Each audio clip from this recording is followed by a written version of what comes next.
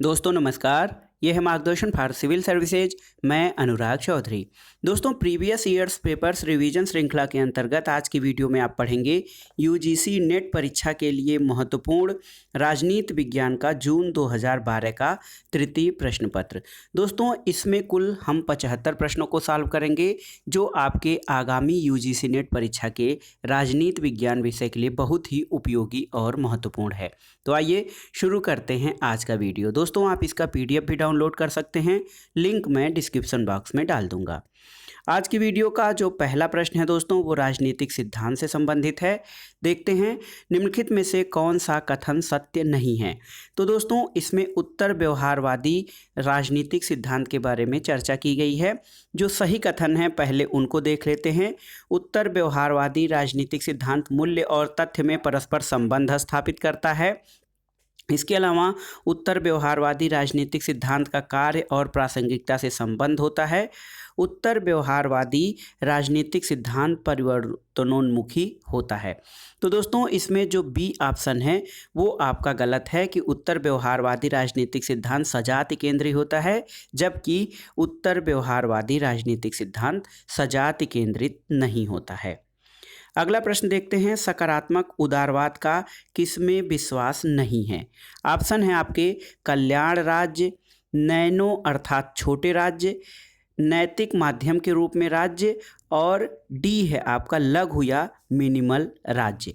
तो दोस्तों सकारात्मक उदारवाद जो है वो मुख्य रूप से अगर जो देखा जाए तो राज्य को एक नैतिक और कल्याणकारी संस्था मानता है और छोटे राज्यों में विश्वास करता है। तो सही उत्तर हो जाएगा आपका कि सकारात्मक उदारवाद का लघु या मिनिमल राज्य में विश्वास नहीं है। अगला प्रश्न है, राल्स की न्याय की संकल्पना किस पर आधारित है।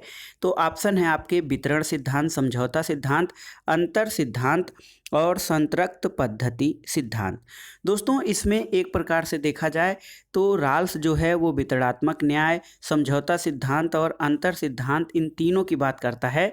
लेकिन अगर जो उत्तर देखा जाए तो उत्तर सी होगा, अंतर सिद्धांत, क्योंकि वो जो प्राथमिक वस्तुओं के वितरण की बात करता है, समान रूप से वितरण की बात करता है, लेकिन अंत में वो कहता है कि यह वितरण असमान हो सकता है ऐसी दशा में जबकि जो निम्न वर्ग का या निम्नतम स्थान पर व्यक्ति है उसको अधिकतम लाभ हो।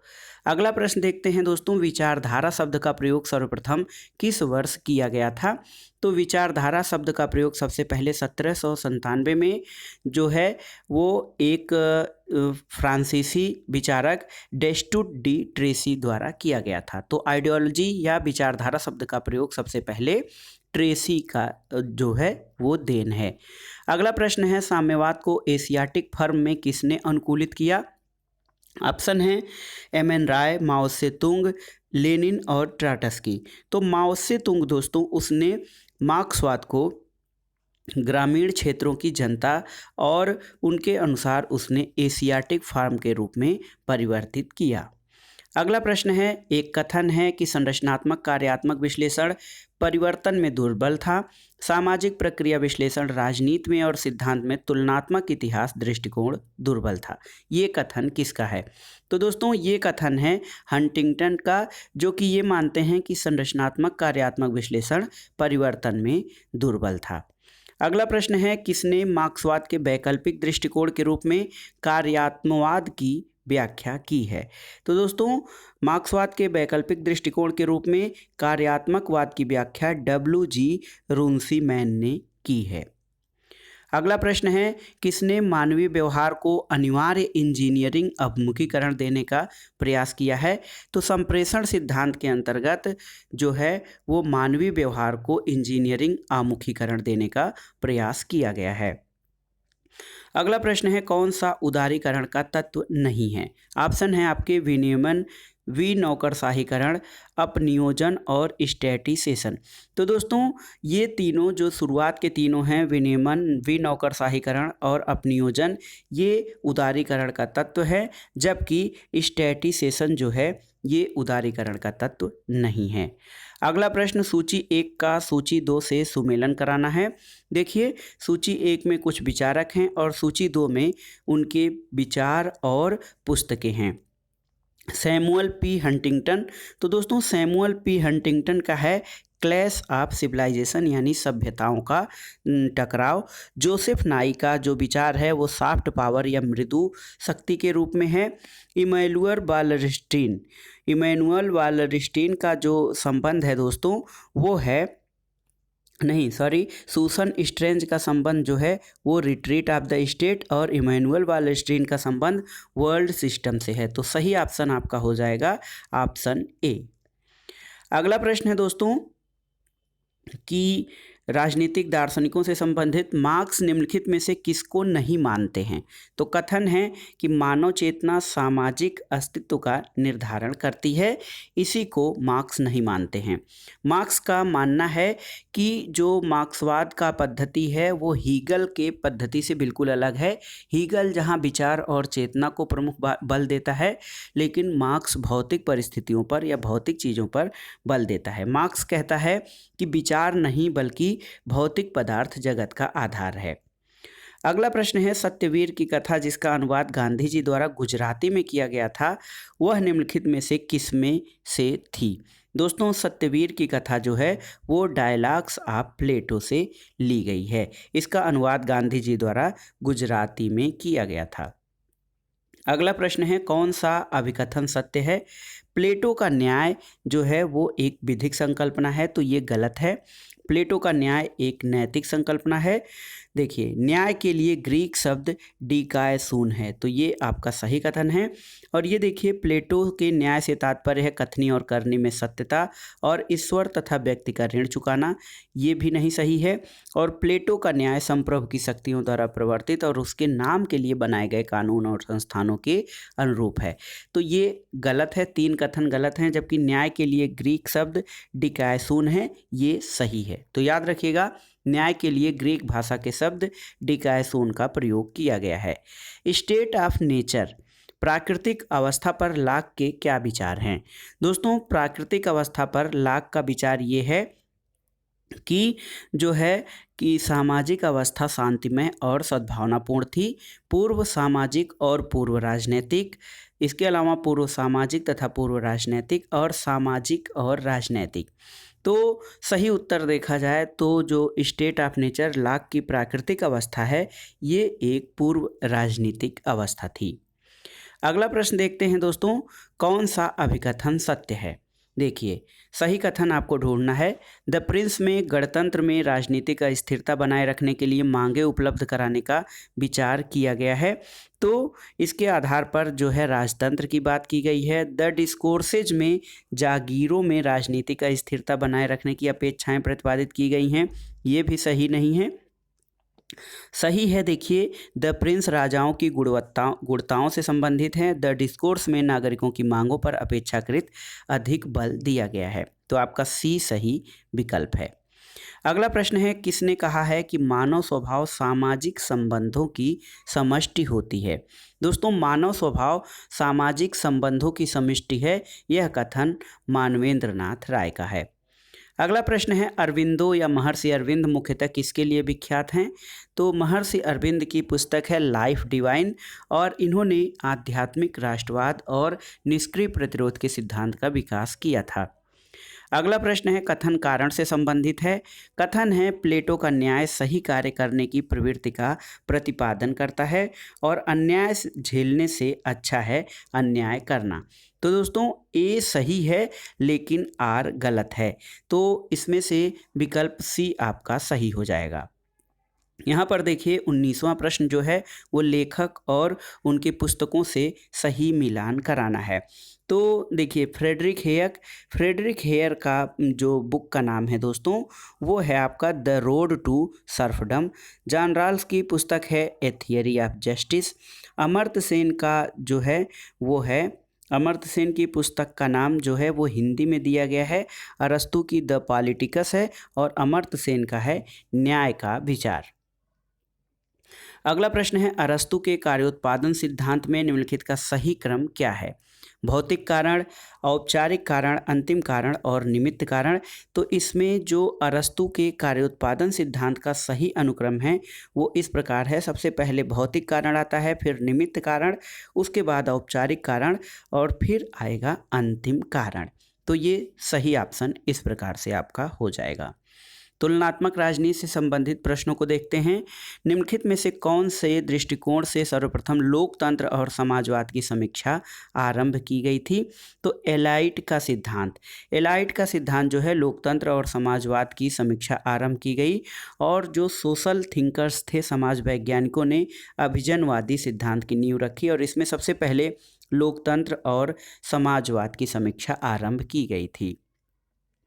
अगला प्रश्न है, किसने गैर प्रतियोगी पार्टी प्रणाली को एक दल सत्तावादी, एक दल बहुवादी और एक दल सत्ताधारी से विभाजित किया है?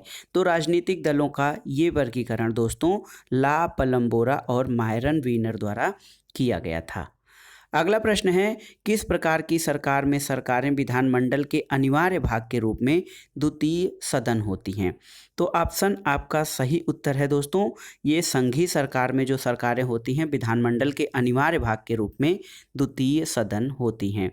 अब आइए देखते हैं सूची 1 का सूची 2 से मिलान करना है आपको। देखिए, सरकार का प्रकार और देश का नाम, संसदीय, संघीय और रिपब्लिक। बहुत ही महत्वपूर्ण है दोस्तों, संसदीय, संघीय और रिपब्लिकन ये भारत की सरकार की, जो भारत के सरकार की प्रमुख विशेषताएं हैं। अध्यक्षात्मक, संघीय और रिपब्लिकन। तो अध्यक्षात्मक, संघीय और रिपब्लिकन ये यूएसए यानी संयुक्त राज्य अमेरिका के संविधान की विशेषताएं हैं। इसके अलावा देखिए, संसदीय, एकात्मक और राजतंत्रात्मक, तो ये यूनाइटेड किंगडम में है, वहाँ पे संसदीय, एकात्मक और राजतंत्रात्मक व्यवस्था है। और संसदीय, कम अध्यक्षात्मक और एकात्मक रिपब्लिकन ये फ्रांस के सरकार की प्रकार है। अगला प्रश्न है दोस्तों, निम्नलिखित में से किस देश में राज्य न्यायालयों को सभी स्तर के न्यायालयों को न्यायिक पुनरीक्षण का अधिकार प्राप्त है? तो अमेरिका। अमेरिका में अवशिष्ट शक्तियां राज्यों के पास है और राज्य न्यायालयों को सभी स्तर के न्यायालयों की न्यायिक पुनरीक्षण या जुडिशियल रिव्यू का अधिकार मिला हुआ है। अगला प्रश्न है, कौन संसदीय सरकार की सबसे महत्वपूर्ण विशेषता है? तो संसदीय सरकार की सबसे महत्वपूर्ण विशेषता कार्यपालिका का विधानमंडल के प्रति सामूहिक उत्तरदायित्व होता है।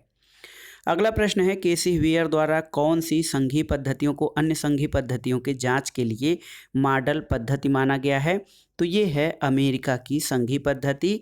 केसी वेयर द्वारा अमेरिका की संघीय पद्धति या फेडरल सिस्टम को अन्य देशों की संघीय पद्धतियों के लिए जांच मॉडल के रूप में स्वीकार किया गया है। अगला प्रश्न कथन कारण से है।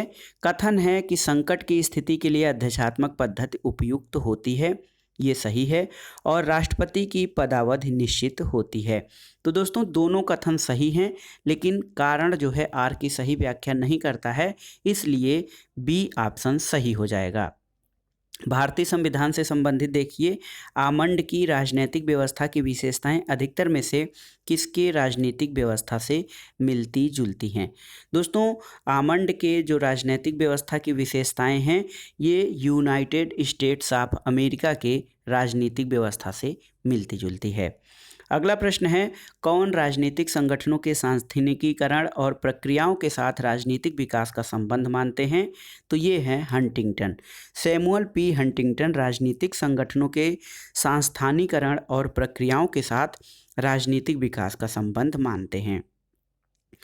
अगला प्रश्न है, भारतीय संघीय पद्धति अमेरिकी संघीय पद्धति से किसके संबंध में अलग है? तो संघीय विधानमंडल के उच्च सदन में राज्यों का प्रतिनिधित्व, लिखित संविधान, अवशिष्ट शक्ति प्रदान किया जाना और द्विपक्षीय नागरिकता। दोस्तों ये जो अवशिष्ट शक्ति प्रदान किया जाना इस मामले में और द्विपक्षीय नागरिकता के संबंध में जो भारत का संघ है वो अमेरिका के संघ से अलग है, क्योंकि आप जानते हैं भारत में अवशिष्ट शक्तियां केंद्र को प्राप्त हैं जबकि अमेरिका में राज्यों को, और द्विपक्षीय नागरिकता अमेरिका में है, भारत में एकल नागरिकता का प्रावधान किया गया है।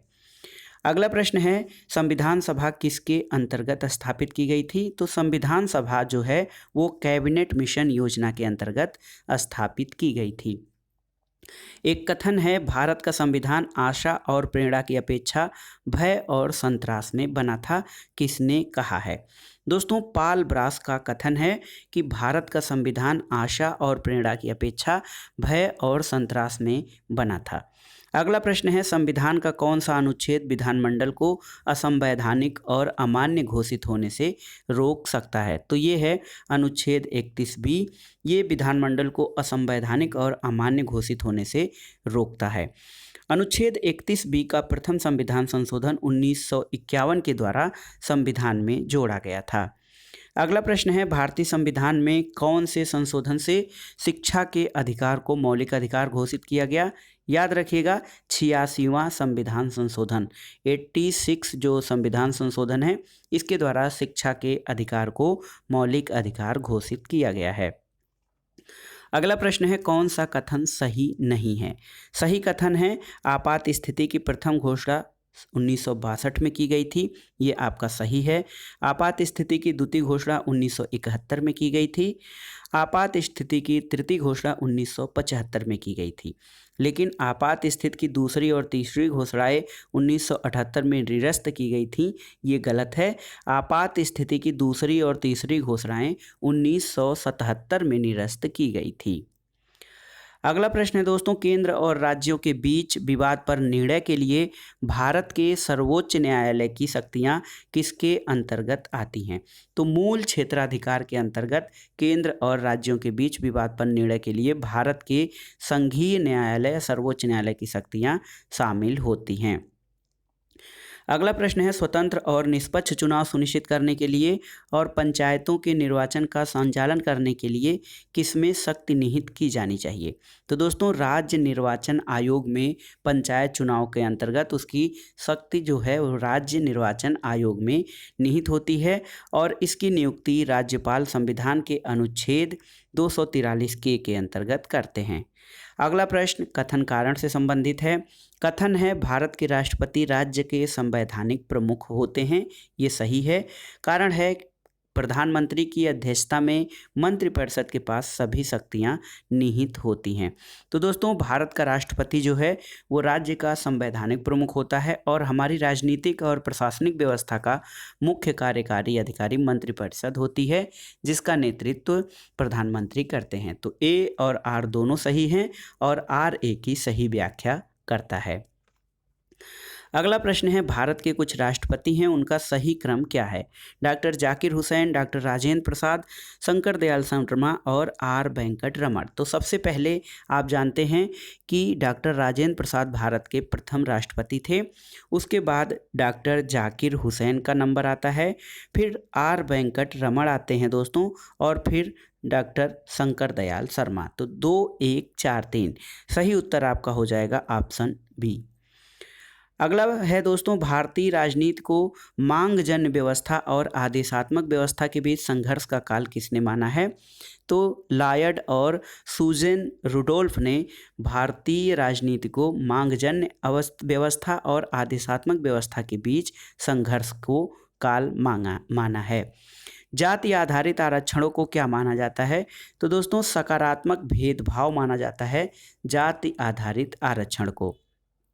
अगला प्रश्न है, राजा धरे और नामदेव धसल किस दलित आंदोलन के नेता हैं? बहुत ही महत्वपूर्ण है। राजा धरे और नामदेव धसल ये जो हैं दोस्तों दलित पैंथर मूवमेंट के पार्टी के नेता हैं। अगला प्रश्न है, लॉयड और सुजन रुडोल्फ ने भारत में राज्य को पॉलीमॉर्फस कहा था, इसका अर्थ क्या होता है? तो पॉलीमॉर्फस का अर्थ होता है विभिन्न रूपों और अभिविन्यास के व्यक्ति। ये भारत में राज्य के लोगों की प्रमुख विशेषता है। अगला प्रश्न है कि लोक प्रशासन या पब्लिक एडमिनिस्ट्रेशन से संगठनात्मक सिद्धांतों के क्षेत्र में कौन सा कथन सही है? दोस्तों, सही कथन है आपके संगठनात्मक सिद्धांतों को बनाते हुए गुलिक फेयोल के 14 सिद्धांतों को प्रभावित किया था। सही है। इसके अलावा उर्विक प्रशासन के मंतव्य से कमेटियों के प्रयोग के संबंध में चेतावनी देता है। ये भी सही है। और फेयोल का आदेश की एकता के सिद्धांत में विश्वास है। तो ये तीनों कथन सही हैं, जबकि गुलिक कार्य विभाजन के आधार को कोई महत्व नहीं देता, ये गलत है। गुलिक जो है वो कार्य विभाजन के आधार को महत्व देते हैं। अगला प्रश्न है, चेस्टर आई बर्नार्ड के अनुसार वैध अधिकार का आदेश के बारे में कौन सा सही नहीं है। दोस्तों, यह संगठन के मंतव्य के अनुकूल होना चाहिए। चेस्टर बर्नार्ड के वैध अधिकार का आदेश है और यह बुद्धिगम्य होना चाहिए, ये भी सही है। यह मौद्रिक दृष्टिकोण से उत्प्रेरित होना चाहिए, ये गलत है। और देखिए, इसे व्यवहारार्थ होना चाहिए, व्यवहार्य होना चाहिए, सही है। तो सही ऑप्शन है आपका ऑप्शन सी। अगला प्रश्न है, मूने के अनुसार उच्च अधिकारी द्वारा सुनिश्चित अधिकारों को दिया जाना क्या कहलाता है। तो उच्च अधिकारी द्वारा अपने निम्नतम को सुनिश्चित अधिकार दिया जाना प्रत्यायोजन कहलाता है या डेलीगेशन।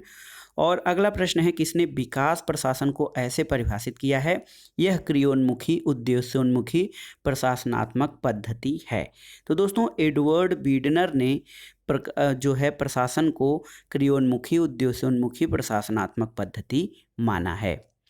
अगला प्रश्न है, डेविस नकमियास और DGH रोजेनब्लूम के अनुसार सहभागिता अधिकारी तंत्र का तत्व क्या नहीं है। तो दोस्तों, उन्हें राजनीतिक स्वेच्छाचारिता से बचाने के लिए सिविल सेवा संघ बनाना ये जो है नहीं है, जबकि राष्ट्रीय अधिकारी तंत्र में उच्च स्तरीय सामाजिक प्रतिनिधित्व, निर्णयों में अधिकारी तंत्र के कर्मचारियों की सहभागिता और अधिकारी तंत्र संबंधी नीति निर्धारण में नागरिकों की सहभागिता, ये आपके सही हैं। अगला प्रश्न है, किसने एक संगठन में जोन ऑफ इंडिफरेंस की अवधारणा को प्रतिपादित किया है। तो दोस्तों, जोन ऑफ इंडिफरेंस की अवधारणा चेस्टर आई बर्नार्ड द्वारा प्रतिपादित की गई है। टेलर की मानसिक क्रांति की अवधारणा के पक्षधर है। दोस्तों, टेलर की मानसिक क्रांति की अवधारणा सामंजस्य और सहकारिता पर आधारित है और टेलर जो है वैज्ञानिक प्रबंधवाद उसको एक पूर्ण मानसिक क्रांति मानते हैं, जिसमें श्रमिक अपने नियोजकों और अपने सहयोगियों के प्रति दायित्वों को पूर्ण क्षमता के साथ वहन करता है। अगला प्रश्न है, कुछ समितियां हैं आपकी, कृपलानी समिति, संथानम समिति, टेकचंद समिति और विवियन बोस समिति। कोडों के आधार पर इसका सही क्रम मिलाना है। तो दोस्तों, इसमें टेकचंद समिति जो है 1949 में गठित हुई थी, कृपलानी समिति 1953 में, विवियन बोस समिति 1962 में और संथानम समिति 1964 में प्रारंभ हुई थी। तो सही क्रम आप इस प्रकार निर्धारित कर सकते हैं। अगला प्रश्न है, आम्बुड्समैन यानी जनहित रक्षक संस्था सबसे पहले कहाँ प्रारंभ हुई थी। स्वीडन में सबसे पहले 1809 में आम्बुड्समैन या जनहित रक्षक प्रथा प्रारंभ हुई थी। अगला प्रश्न कथन कारण से है। कथन है, उत्तरदायित्व की चर्चा करते हुए फॉलेट का मानना है कि प्रबंध करने वालों और जिनका प्रबंध किया जाना चाहिए उनके बीच का अंतर लुप्त हो रहा है। सही है। कारण में है कि संगठन में प्रत्येक व्यक्ति कार्य को अन्य कार्यों के अंतर आश्रित जाकर देखा जाए। तो दोनों सही हैं, लेकिन आर ए की सही व्याख्या नहीं करता है। अगला प्रश्न है, भारतीय प्रशासनिक व्यवस्था से संबंधित निम्नलिखित कसौटियों में से किसने पंचायती राज संस्थानों के लिए जो है द्विस्तरीय प्रणाली की सिफारिश की थी। तो दोस्तों, द्विस्तरीय जो प्रणाली पंचायती राज व्यवस्था की सिफारिश आप जानते हैं जो हैं वो थे अशोक मेहता कमेटी, जबकि त्रिस्तरीय की जो सिफारिश थी वो आपका जो है बलवंत राय मेहता कमेटी ने किया था, जबकि जो है द्विस्तरीय पंचायतों की व्यवस्था अशोक मेहता समिति ने की थी। अगला प्रश्न है, निम्नलिखित कमेटियों में से किस कमेटी ने सिफारिश की थी कि ब्लॉक स्तरीय योजना हो। तो दोस्तों, ब्लॉक स्तरीय योजना दंतेवाला कमेटी की सिफारिश थी। अब देखते हैं अंतर्राष्ट्रीय संबंध से प्रश्न। अंतर्राष्ट्रीय राजनीति में उदारवादी परिप्रेक्ष्य के विकास में कौन महत्वपूर्ण व्यक्ति हैं। तो ये हैं वुडरो विल्सन। वुडरो विल्सन जो हैं अंतर्राष्ट्रीय राजनीति में उदारवादी परिप्रेक्ष्य का विकास किए, जबकि हाब्स, मार्गेनथाउ और किसिंजर ये यथार्थवादी पद्धति के जो हैं प्रवर्तक हैं। अगला प्रश्न है, बहुत से यथार्थवादियों के अनुसार अंतर्राष्ट्रीय शांति किस प्रकार सर्वोत्तम रूप से प्राप्त की जा सकती है। तो ये राज्यों के बीच शक्ति संतुलन बनाकर अंतर्राष्ट्रीय शांति प्राप्त की जा सकती है। अगला प्रश्न है कि एक कथन है, युद्ध एक प्रकार से विदेशी नीति होता है, ये किसका कथन है? तो कार्ल वान क्लोजेविट्ज का कथन है कि युद्ध एक प्रकार से विदेशी नीति होता है। अगला प्रश्न है, गुट निरपेक्षता जो कि भारत की विदेश नीति है, इसका क्या अभिप्राय है? तो गुट निरपेक्षता या नॉन अलाइनमेंट का अर्थ होता है स्वाधीन और प्रत्येक मुद्दे को अपने राष्ट्रीय हित में देखना। अगला प्रश्न है दोस्तों, कथन कारण से संबंधित है। कथन है, भारत वैश्विक स्तर पर परमाणु निशस्त्रीकरण के लिए एक क्षेत्रीय स्तर पर वास्तविक न्यूनतम हानि के लिए है। सही है। कारण है कि भारत की परमाणु नीति द्विलक्षी है। तो कथन और कारण दोनों सही हैं और कारण कथन की सही व्याख्या भी करता है। भारत का मानना है कि नाभिकीय आयुध के प्रसार को रोकने और निशस्त्रीकरण के उद्देश्यों के लिए क्षेत्रीय नहीं अंतर्राष्ट्रीय स्तर पर प्रयास किए जाने चाहिए और इसके अलावा वो अपने जो है सुरक्षा के लिए भी इसका प्रयोग कर सकता है। अगला प्रश्न है, भारत के विदेश मंत्रालय के निम्नलिखित मंत्रियों का सही क्रम बताइए। एस.एम. कृष्णा, अटल बिहारी वाजपेयी, प्रणब मुखर्जी और स्वर्ण सिंह। तो सबसे पहले आ जाएंगे स्वर्ण सिंह, उसके बाद विदेश मंत्री के रूप में आएंगे अटल बिहारी वाजपेयी, फिर प्रणब मुखर्जी और एस.एम. कृष्णा का स्थान आता है। अगला प्रश्न देखते हैं दोस्तों, इंदिरा डॉक्ट्रिन यानी इंदिरा सिद्धांत को भारतीय विदेश नीति का मुख्य पहलू माना जाता है क्योंकि इसमें परिभाषित किया गया था। तो दोस्तों, इंदिरा डॉक्ट्रिन में भारत की सुरक्षा क्षेत्र से स्पर्शी और विदेशी शक्तियों के किसी भी प्रकार के हस्तक्षेप को भारत की सुरक्षा के लिए खतरे के रूप में स्वीकार किया गया था। तो ऑप्शन सी आपका सही हो जाएगा। अगला प्रश्न है, अंतर्राष्ट्रीय सामाजिक परंपरा को निम्नलिखित के नाम से जाना जाता है। तो अंतर्राष्ट्रीय सामाजिक परंपरा को दोस्तों अंतर्राष्ट्रीय संबंधों का इंग्लिश स्कूल के नाम से जाना जाता है। ब्रेटन वुड्स समझौते के द्वारा क्या किया गया था? तो दोस्तों, ब्रेटन वुड्स समझौता आप जानते हैं 1944 में हुआ था और इसके द्वारा अंतर्राष्ट्रीय मुद्रा कोष की स्थापना की गई थी। दोस्तों, अंतर्राष्ट्रीय मुद्रा कोष और वर्ल्ड बैंक दोनों की स्थापना ब्रेटन वुड्स सम्मेलनों के द्वारा की गई थी। अगला प्रश्न है, यूनाइटेड नेशंस चार्टर मुख्यतः क्या है? तो ये पूर्णतः व्यक्तिगत मानव अधिकारों से संबंधित है, ये गलत है। राज्यों के बीच से संबंध है, सही है। गलत है।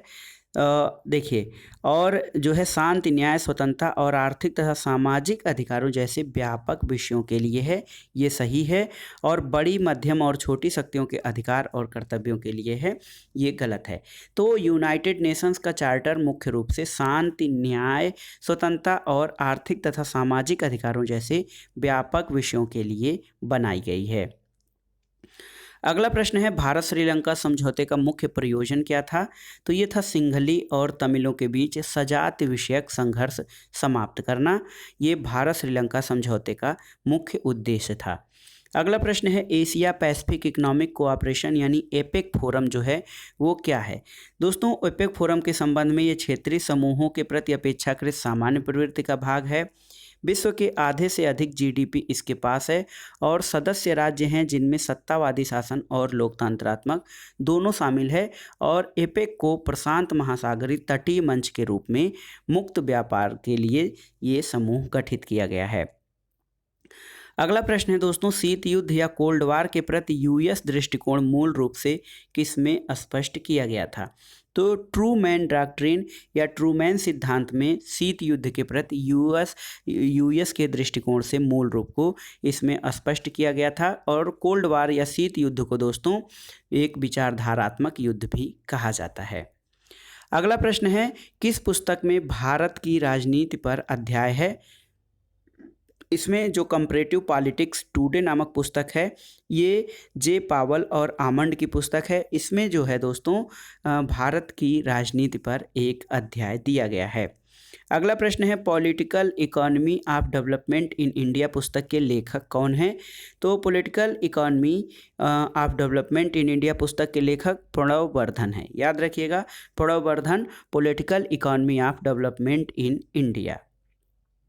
अगला प्रश्न, सूची 1 को सूची 2 से सुमेलन कराना है। तो सही सुमेलन इस प्रकार से है, मुस्लिम लीग का उदय। दोस्तों, मुस्लिम लीग का उदय 1906 में हुआ था। लखनऊ समझौता आपका 1900 1916 में हुआ था लखनऊ समझौता। मोतीलाल नेहरू रिपोर्ट आपकी 1928 की है दोस्तों। और मोहम्मद अली जिन्ना द्वारा प्रवर्तित द्विराष्ट्र सिद्धांत जो है ये आपका 1940 में प्रतिपादित किया गया था। तो इस हिसाब से सही कूट आप निर्धारित कर सकते हैं। अगला प्रश्न है सूची 1 का सूची 2 से सुमेलन कराना है। फ्रेडरिक हेर्ज़बर्ग, तो फ्रेडरिक हेर्ज़बर्ग जो हैं मोटिवेटर हाइजीन अप्रोच है दोस्तों। इसके अलावा ये देखिए अब्राहम मास्लो का द नीड हायरार्की है। और फ्रेड डब्ल्यू रिक्स का है द एग्जिस्टेंस ऑफ कलेक्ट्रेट्स है। और एमपी फोलेट का है कॉन्सेप्ट ऑफ पार्टनरशिप। तो इस हिसाब से सही उत्तर हो जाएगा ऑप्शन ए। अगला प्रश्न है दोस्तों, भारत सरकार द्वारा केंद्रीय चौकसी आयोग की स्थापना किस वर्ष की गई थी? तो सही उत्तर है 1964। भारत सरकार द्वारा 1964 में केंद्रीय सतर्कता आयोग की स्थापना की गई थी। दोस्तों सतर्कता को चौकसी भी कहा जाता है। तो केंद्रीय चौकसी आयोग यानी सेंट्रल ब्यूरो ऑफ इंटेलिजेंस ये है 1964 में स्थापित किया गया था और संथानम समिति की सिफारिशों के आधार पर इसकी स्थापना की गई थी।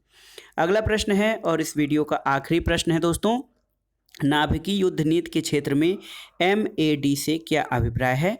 तो MAD म्यूचुअली